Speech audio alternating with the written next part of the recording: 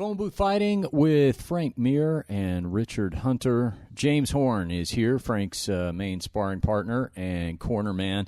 The first Phone Booth Fighting episode that we've done since Frank's fight with Javy Ayala in Hawaii. In fact, we're set up over here at Stately Mare Manor, so we got the mobile rig rolled out.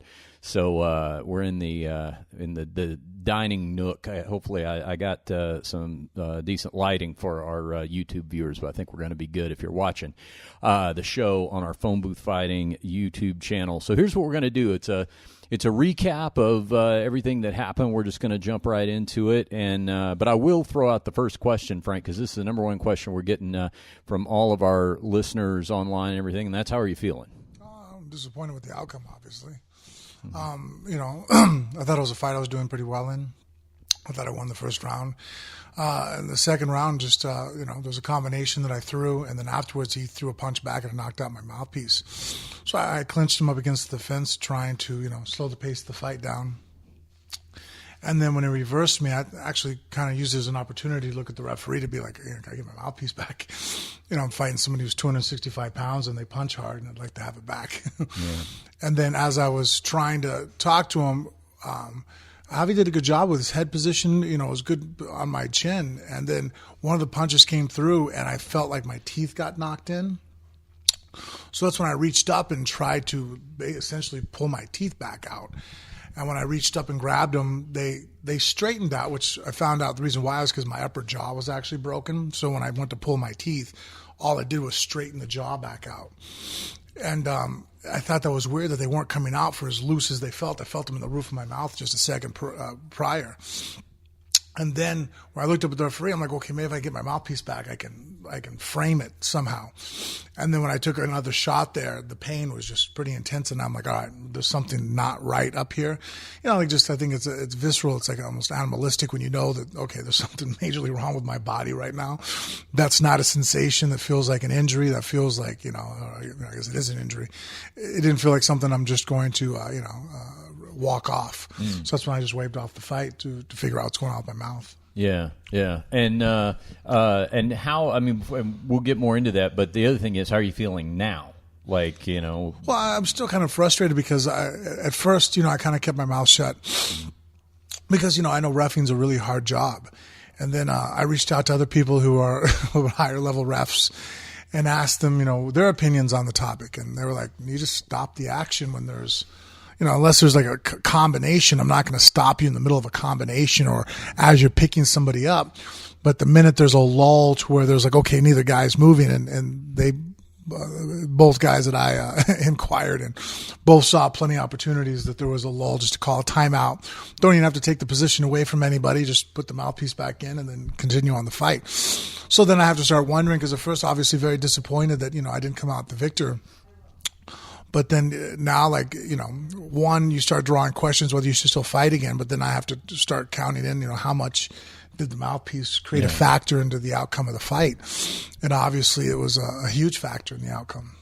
Well, I think if we're going to go in chronological order, and everything you're bringing up is kind of, I think, the thought that everyone's left with, because that dictated the ultimate outcome of the fight.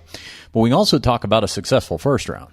You won the first round. Arguably could have been a 10-8. James and I were talking about that earlier, but it's at least a 10-9 you won.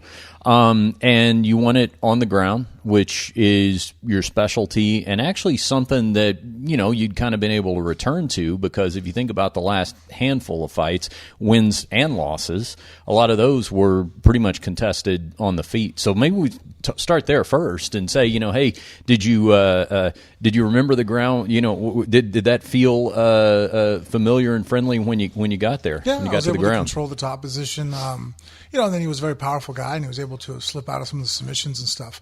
So in my brain, and you can even see it towards the end of the first round, I started covering his mouth as I knew that the round was wearing on, because I'm like, okay, you're too big and strong right now to submit, but then as the fight wears on, I'll get another takedown. Everybody's easier when they're worn out a little bit more. And so that was kind of the mindset of me going in. It was like, okay, well, just, in the third round, just have to take down and control top position and just keep looking for a submission. Just pretty much just continue what the first round looked like.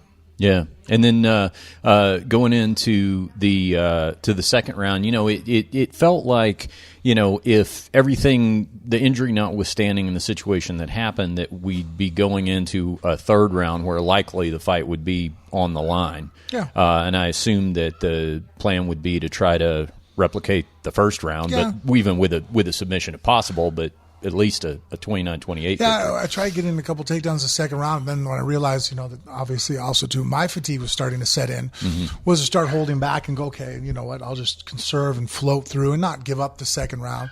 But then when after I threw the combination and pushed him against the cage and went for the shot and he attempted it, my brain was like, okay, well, this round might go towards him, because he's been so busy. I'll just make sure that, save up enough because one takedown wins it in the third round. The first thing that came to mind in the second round before the injury was the cut. And while it certainly appeared annoying, was it anything that you felt like was going to ultimately affect the outcome of the fight? No, it was a little bit of blood in the eye at first. I was just cleaning it out with my thumb. I was able to get it out, and then once I was able to blink it through, it wasn't an area where the only reason why there was blood in my face to begin with is because there was so much head grinding between the two of us that pushed the blood into my face. But once I got it cleared out, gravity itself was taking it in the right direction. So that's what's happening, and then the injury occurs. Now, I'll ask a couple of questions I'm not sure if I want the answer to, because as we all know, I have a very weak stomach.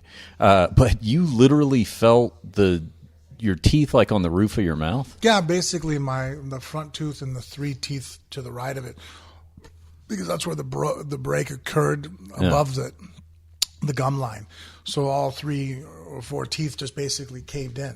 Yeah. So then that's why you can see me in the fight reach up and grab it and pull it back out. Yeah. And obviously I'd never even heard of an alveolar fracture before. So in my brain, the fact that my teeth were punched in means that they broke off. And so I didn't want to swallow them. And so I'm trying to pull them out of my mouth while still, and then trying to explain to the corner, because they're all looking at me. I can tell them when it was on like my teeth, just trying to get my teeth out of my head. You know what I mean? Yeah. Like, they're knocked out. They're loose. I don't want to swallow them. Yeah, there was a lot going on there. Because if you watch the broadcast, they didn't understand that aspect of it. They couldn't have seen that that's what was going on. So their first thought was maybe the cut is so bad. Maybe you can't see, something like that. Then you texted me from the hospital about the injury. That's how I found out about that, and then looked that up, and that's when we kind of got that info out. But so when that happens, you also told me that the pain just went through the roof. Because at that point, you're talking about a broken bone. Yeah, and I've broken bones before, but something about your dental and the teeth area. There's a lot of nerves up there. Yeah, so that shot up into my mouth. And so not only pain, but also fear of what was going on in my mouth. Because my brain was just telling me that this isn't right. I couldn't shut my mouth anymore. And, so many things in my mind of self-preservation was starting to kick in to go, okay, there's something wrong with my mouth, like drastically more important than when you're losing this fight right now. What's going on? And at that point, too, you'd see this on the replay, as you said a second ago. You're talking to Mike Beltran. You're telling him, "Can I get the mouthpiece back?" That sort of thing. Were you getting any response from him? I mean, I know it's the heat of the moment. I looked down and I saw it in his hand, and then I'm like looking at him, and then, Javy's moving, but not enough to where I felt like it warranted that. Like there was he was basically just scoring points, holding me against the cage. For him to stop it to give me back the mouthpiece, so I guess I was kind of confused. Like I'm looking at him, like, why are you not giving me back my mouthpiece? Yeah. What is occurring here that makes you like, I'm not about to get taken down. Javy wasn't attempting to take down, and I'm fending it off. He wasn't ready to, it wasn't like he was exploding into a 3 or 4 punch combination. He literally just had his head pushed against me and then was just throwing pitty patter punches that really weren't, rocking me or crazy.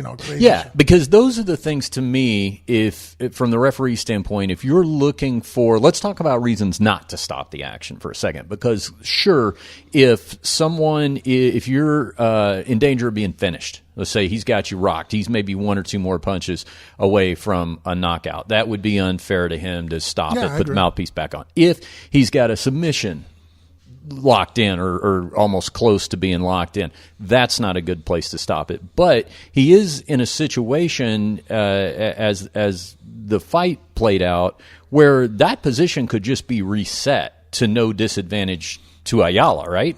Actually, when I talked to them, they said they wouldn't even have reset us. Oh, yeah? The refs were, well, we just would have said time out, put the mouthpiece back in your mouth, neither guy moves, time in. Worst case scenario, though, even if they had reset it, I mean, there's an opportunity for that. Yeah, I mean, and like Frank said, Frank took the opportunity as soon as the mouthpiece came out. He took the opportunity. He shot in for the takedown. Let's go ahead and try and secure a takedown. Let's get this guy down. Oh, okay. Javy defended. He pulled up into the clinch. Perfect opportunity to stop it right there. You know, there's absolutely no reason from anyone I've talked to, anyone who's in this game, any fighters that are like, dude, I don't understand why it wasn't stopped right there. You know, Frank did what he had to do as a fighter to slow the action down, to let the referee then do his job. And at that point, he was reversed. And like Frank said again, there was nothing happening at that point for 45 seconds until a fluke shot that landed on his teeth that were exactly where his mouth guard would have been protecting. You know, that's not right. That's you know. And just in case people haven't done the MMA math here and put two and two together, I think it's a little added sense of frustration in the sense that you've never been submitted. So that's a zero on your record up to that point. It's to an injury, you know, but still, you know, that's probably more frustrating than it would be to somebody who had 5 or 6 submissions or something like that. I guess I didn't think of it that way. I just thought of it more or less like, look, I've been under people that Brock Lesnar's and and that have had some phenomenal ground and pound that you know they hit you so hard that you feel your ancestors know that you're in there. This wasn't the situation. So that's what the frustrating part was, is that for me having to wave it off due to an injury that could have been prevented had they just stuck the mouthpiece back in. Yeah, and it's also the kind of thing, too, that every time, you know, unfortunately, the breakdown of it and the circumstances surrounding it and all that don't always accompany just the numbers on the paper, and that's frustrating as well. I mean, it's Ayala's victory. I don't think you're taking that away from him, but it is a situation though where I think it's kind of like sometimes we say, I'm fond of saying on the podcast, you know, like for example, not all 30-27 fights are equal. You know, sometimes they're much closer than they appear on paper. I think you're going to have a situation here historically where the numerical indication of the fight, where you talk about, you know, via tap to strikes and things like that, is unfortunately not really going to be accurate just in its numerical presentation, if that makes sense. Which is why we're talking about it, I guess. You know, I mean, I think honestly, if Javy should be the one saying that he wants a rematch. That is not how that fight should have went. You know, let's talk about that. I think you know, Frank could easily be waving that flag and be calling for one due to him going a minute in a fight, in a heavyweight fight, where two guys are pressed up against a cage with no mouthpiece, and due to a fluke injury that happened 45 seconds into that. And, you know, you got to give the guy credit for trying to pull his own teeth out and trying to figure that out for 15 seconds. And a lot of people did online. That was something that resonated with a lot of people. That was, to my point, Javy should not be putting this as a feather in his cap. That's not how I see the submission. Absolutely not. Yeah, absolutely not. That's not a feather in his cap. I mean, he's, you know, you watch that fight back, even if he didn't see it in the heat of the moment. I get that. You know, there's a lot going on there. But you watch that fight back, his cornerman, someone's watched that fight back. They've seen what has happened. They saw what happened. They saw the fluke injury. They see that Frank's come out and announced that he has that alveolar, did I pronounce that right, fracture. And if I'm him, I'm the one calling for the rematch, saying, hey, I want this fight back. That's not how I want to win that. That's not the way I want to have this W over a legend. You know what I mean? I don't know. Well, let's talk about that then. The idea of a rematch. And I mean, you know, I'm not going to hold you to this right now or anything, but just as we sit here a week or so, not even a week removed from the fight, 4 or 5 days, what are your thoughts about fighting again? I would actually like to have a rematch with Javy. the reason being is because really he was a testing moment for me to feel if I should continue fighting or not. He's somebody that doesn't have, obviously he hits hard, but so does every other heavyweight. But he was actually picked, as an opportunity or opponent that, was a very winnable fight. Should be, if I'm, worthy of still fighting. And so then it's really a crossroads for me because in one essence, immediately after I was like, well, I lost. I guess it's time to hang it up. But then going back and looking at it and knowing what I was going through and knowing, okay, well, I won the first round. Is it really time for me to hang it up? Or maybe I just, and so I think the only way to really answer that is to rematch with Javy Ayala again. And, if I come through short again and it doesn't work out, then it's time to hang it up. If I can't beat the Javy Ayalas, then I shouldn't be fighting anymore. Well, this is I guess where it's officially said then that you would like a rematch with Javy Ayala, and hopefully if he's not already a Phone Booth Fighting subscriber, he will become one, as everyone should. But hopefully we'll get back to him and Scott Coker at Bellator and everything. That's something you'd like to do. What did have the doctors even told you anything so far about timeline and recovery and all that? Just don't take any direct contact to the face for 8 weeks.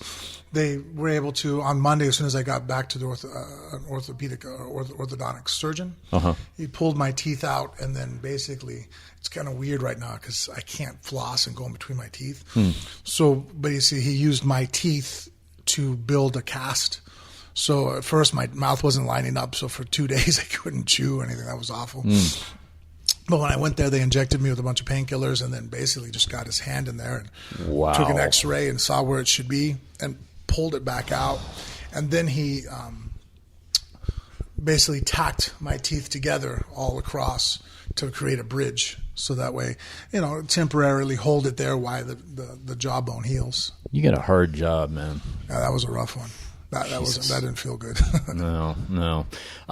Okay, so no contact for 8 weeks, and so really, actually, that to be honest with you, not that I had any medical expertise on the matter, but you look at something like that and you think, oh my God, is this 6 months? Is this So it actually sounds like it might not be that long. Yeah, not bad. The only thing is now I have to carry toothpicks with me because it ripped my gums up pretty bad. Oh yeah.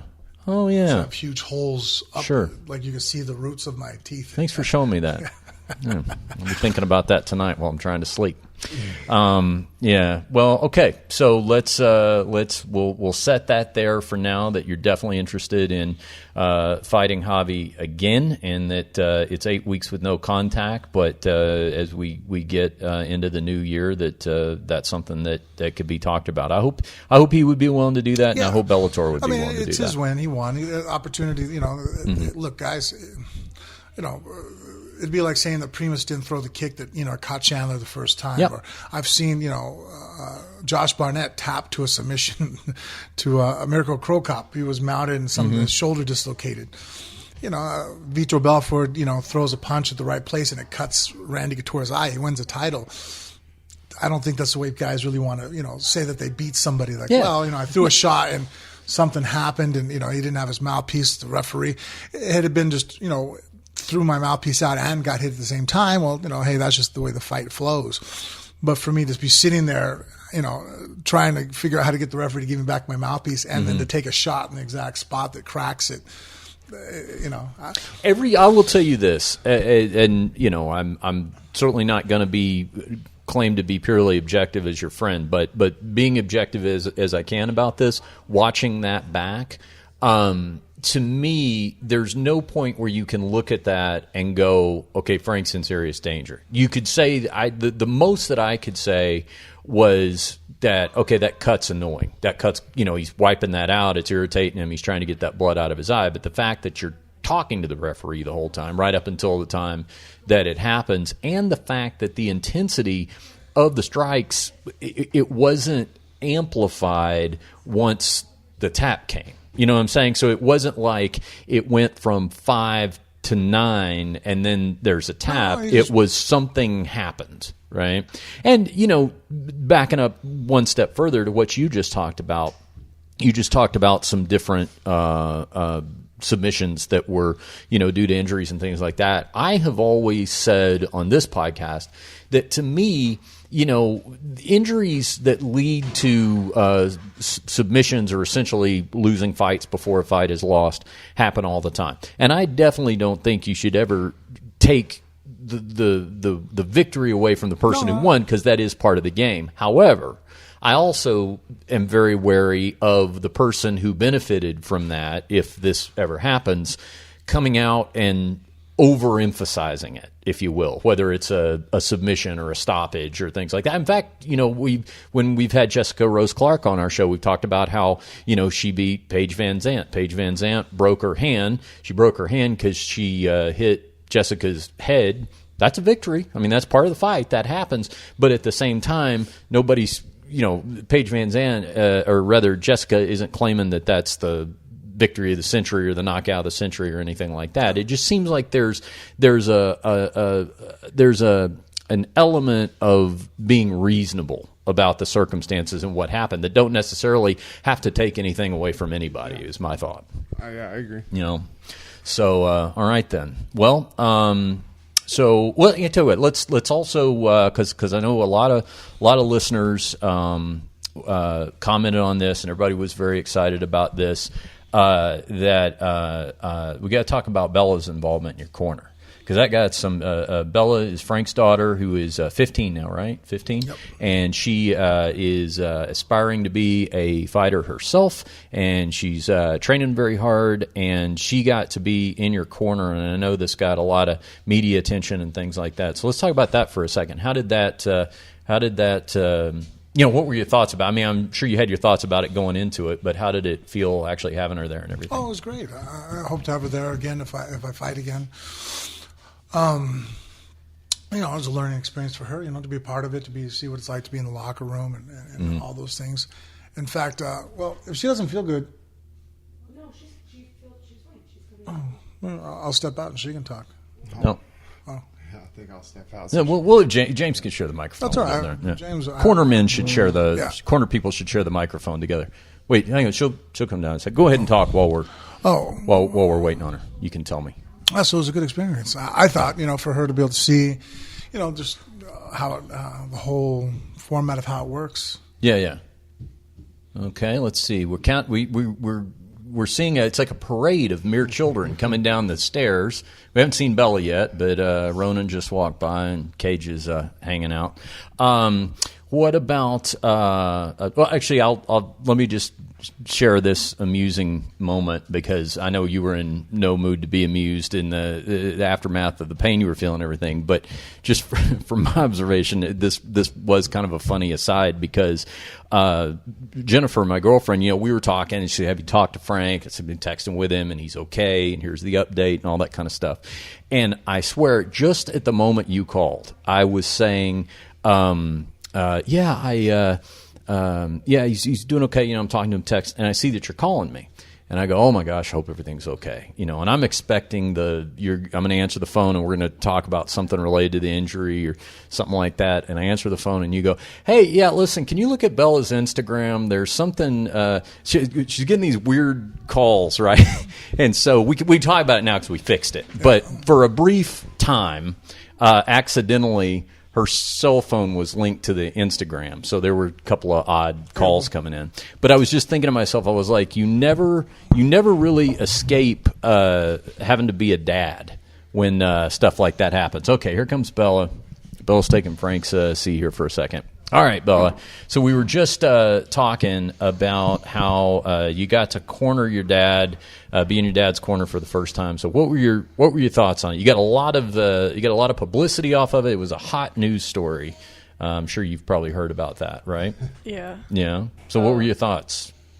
Oh, well, it was kind of nerve-wracking. It's just like how I usually watch a fight, but it was definitely more like pressure, because like everyone's watching me and everyone's watching like what I was going to do and how I was going to react to him losing or winning. Mm-hmm. So it was, and then my mom, she was like, "Okay, Bella, you can't be any emotion going on during this fight, because if people know that you're going to cry if dad loses, they're going to say that you're not ready for this." So I'm like, okay, well, Thanks, Mom. Probably more to think about now. Yeah, yeah. But you didn't. I mean, you seemed very poised. Did you sense any emotion that you needed to kind of hold back on? I mean, you seemed like you were quite in control of everything. A little bit. Like I felt like I was gonna tear up a little bit, but there's cameras everywhere, and like I was acting professional the entire time because that's what I was told to do, and it looked better anyway. Yeah, it did. That's right. It looked better. It did. It looked good. It looked real good. She did a great job. Yeah. I mean, even the whole lead up to the fight week, being in the room while we were warming up, training, up until fight night, being in the back with all the other fighters that are all warming up for their fight. I mean, wasn't out of place at all having her in there. She did a great job, handled herself as a professional. In the corner, same thing. She wasn't just freaking out and screaming and acting super emotional or anything like that. She handled herself again as a professional, and all of her advice that she was giving out was all great advice that needed to be handed out at that point. So I told her afterwards, as an uncle and as a friend, and I mean, I was just so proud of her. She did a great job. Yes, you looked very mature. You looked mature absolutely. beyond your years. Yeah. I would not have watched that and believed that you were 15 if I didn't already know it. Because I mean, and there's pressure enough just being in the corner, but also when you kind of factor into a news story like that, that's pressure on top of pressure, right? Were you surprised that there was so much chatter about you and interest and all that kind of stuff? Were you prepared for that? No, I was not. I did not think that many people knew who I was, and I didn't think that I was gonna get more like followers on Instagram and get more popular.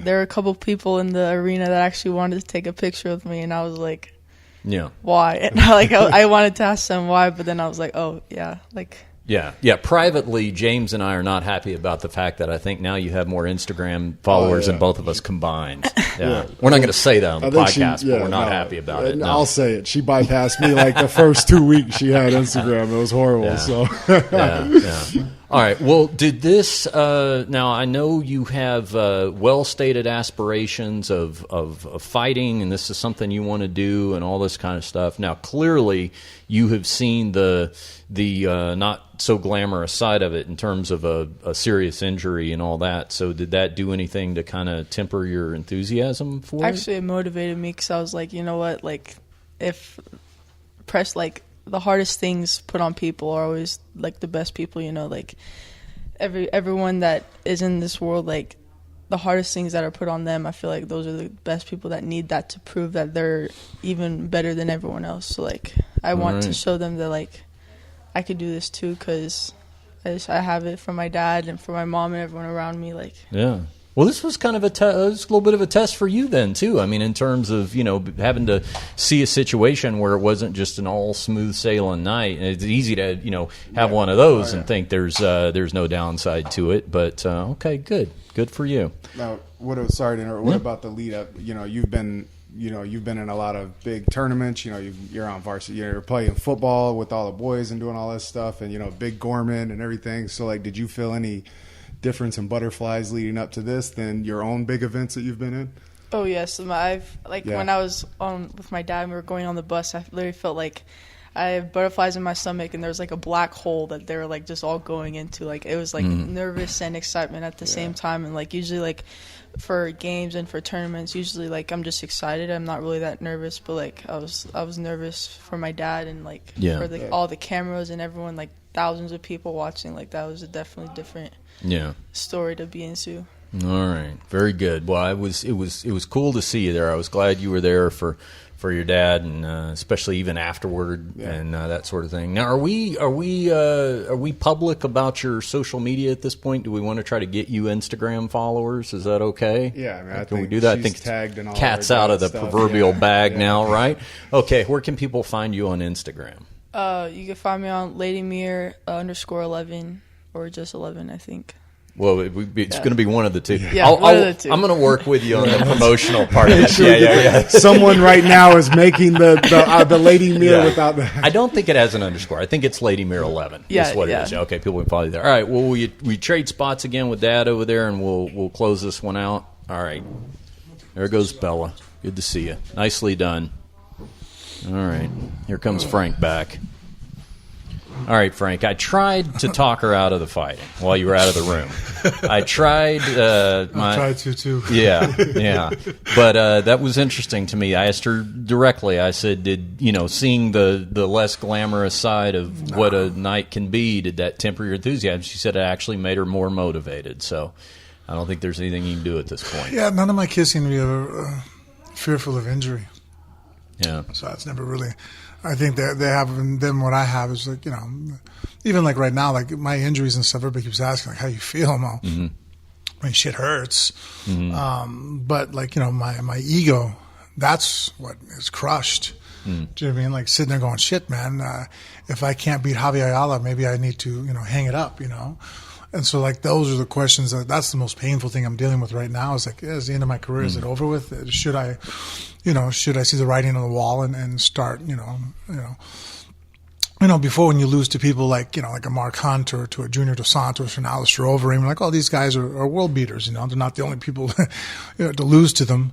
But then my worst nightmare always was, and I said this and it finally happened. You don't want to lose to the guy that, leading up to the fight, you're like, hey, who are you fighting? I'm like, oh, Javy Ayala. And everybody continually, the consensus was, who? I was like, fuck.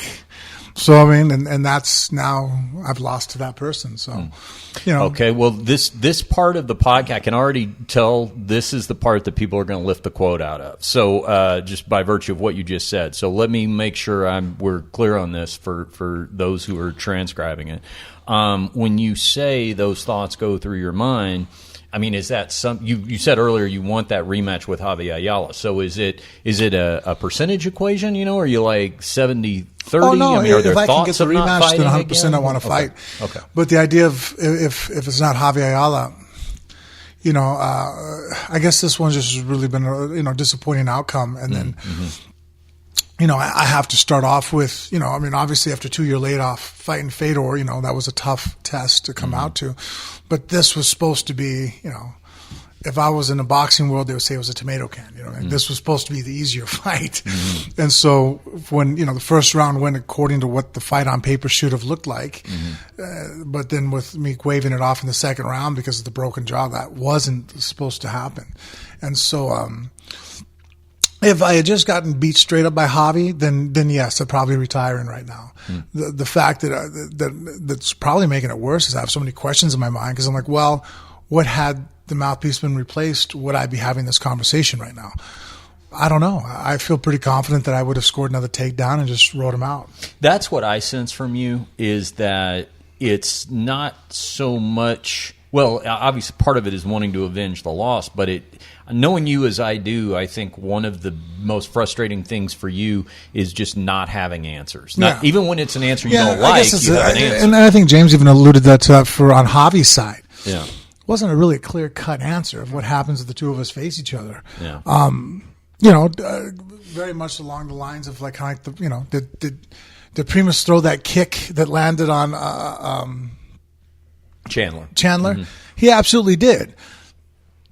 Did he get the win? Yeah, and he's the champ. I get it, but I think Chandler showed that. Well, if without that kick landing the way it landed, the outcome could have been differently, and they had an opportunity to face each other to show.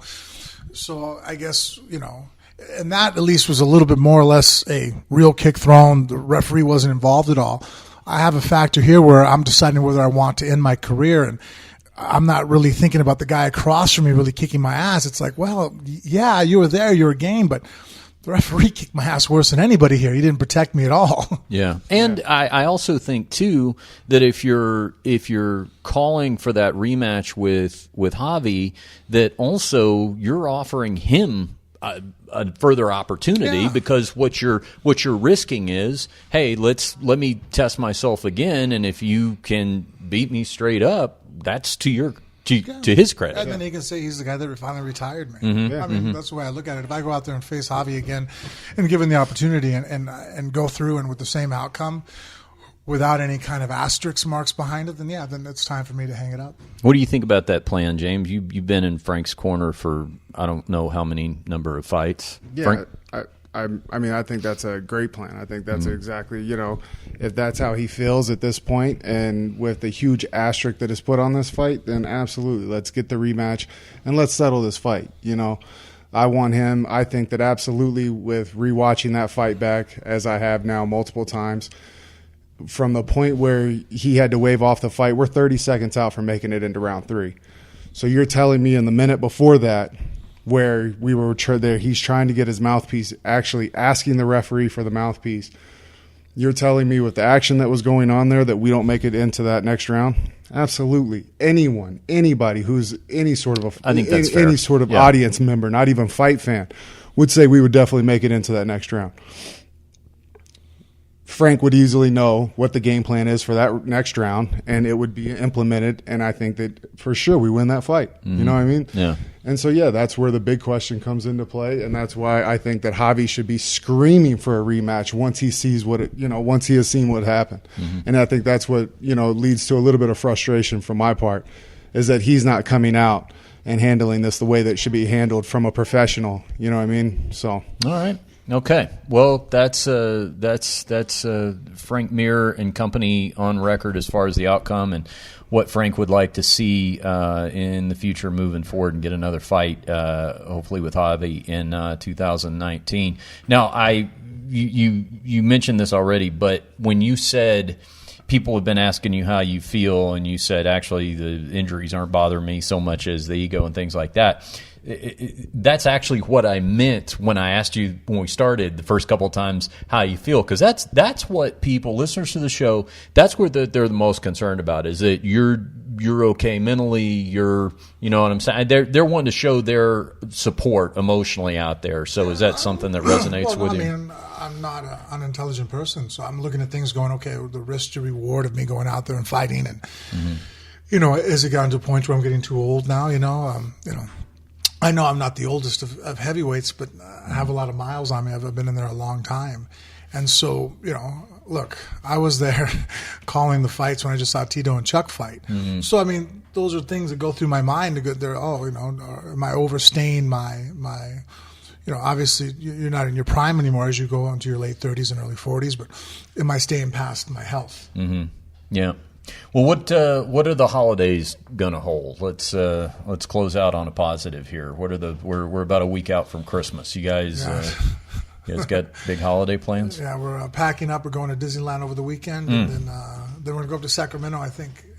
Spend some time up there. I really don't know. Okay. You're just going to get in the car and they're going to surprise you, huh? I know what's going on Friday. Yeah. All right. Well, that's typical Frank. I have no clue. Yeah. But if you ask me right now where I'm supposed to be, January 1st, I'm like, I don't. I couldn't even tell you what state I'm going to be in. Well, Disneyland always does everybody a little good. I know I'm going to Disneyland, and then after that, I don't know. Yeah. I think we're driving to Sacramento. Okay.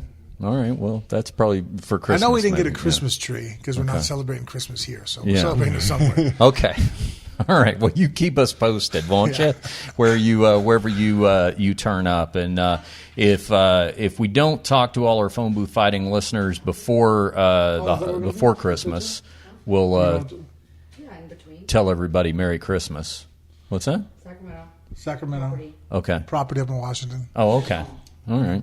Okay. Well, that sounds good. So we'll want to tell everybody Merry Christmas and Happy Holidays and everything from Phone Booth Fighting. And I know Frank's schedule is so crazy between not only the fight camp going on, but of course the commentary gigs and all that kind of stuff that we should go ahead and make a little bit of a New Year's resolution right now for 2019. We'll try to be a little more consistent with our podcast listeners. So I'm sure they understand, Yeah. Well, and then also, too, that's something I wanted to talk to you about, because actually something that Carl brought up to me, my wife brought up to me. I mean, hell, dude, a week before the fight, I was celebrating my anniversary. I went to, I think, if I really am going to continue fighting and get the opportunity to rematch Javy, I think that me going to a camp and disappearing and just taking a little bit more mentally serious, I've kind of been able to be a part-time dad and then part-time fighter and had some success at it. But if I look at my record the last couple of years, it's not working. I'm not young enough and talented enough to get away with it anymore. Are you saying we can have training camp at Disneyland? Yeah, I'm thinking, No, probably not. Do you like Muslim music? Yeah, well, I'd be up for doing that. You saying we could do a international edition of the podcast? International edition. Yeah, we just all be set up. James and I will grow crazy beards because we'll be out in the snow, right? Like in Rocky absolutely. 5? Yeah, Rocky just- 5 or yeah, 4? 4. Take me another 5-6 years to grow a full beard. But See, all right. that's the one. That's the one time I'll look like the toughest guy in the camp because I'll give me 2 days. I'll be like, yeah, I got it together. All right. Well, you can tell everybody where they can follow you on. You do your Instagram, Yeah, mostly, right, James? I'm on Instagram at the Sneaker Black Belt, and that's it. Okay, sneaker black belt because he likes shoes and he's a black belt. That's right. All right, so here's the real test, Frank. Let's see if you're here's the test the doctor probably didn't give you. Yeah, go ahead and tell everybody how to follow us on social media. Shit, I got to remember my acronym. Facebook and Instagram, Phone Booth Fighting, Snapchat and Twitter, Phone Booth Fight. All right. You know what I'm going to do? I just thought of this. I told you I have a little trick to it. Right? Yeah. It's FIST. Oh, okay. FIST. Facebook, Instagram, Snapchat, Twitter. There you go. You know what? This just occurred to me. I'm going to do this. If I ever find myself in your corner, hopefully I never have to ask you the questions you were asking me after my fight, which is, do you know where you are? Do you know what day it is or anything? I'm just going to look at you and go, tell everybody how to follow us on social media. Don't do that. They might stop the fight. All right. For James Horn, for Frank Mir and Bella, who was on earlier, and the entire Mir family, thanks to you guys for another year of subscribing here on Phone Booth Fighting. And here's to 2019 with Frank and myself and the whole crew. Thanks for subscribing. Tell a friend if they don't already know about Phone Booth Fighting, how they can subscribe absolutely free via iTunes, Google Play, Stitcher, SoundCloud, or wherever podcasts are available. And phoneboothfighting.com is the website. We'll see you guys next time. Thanks.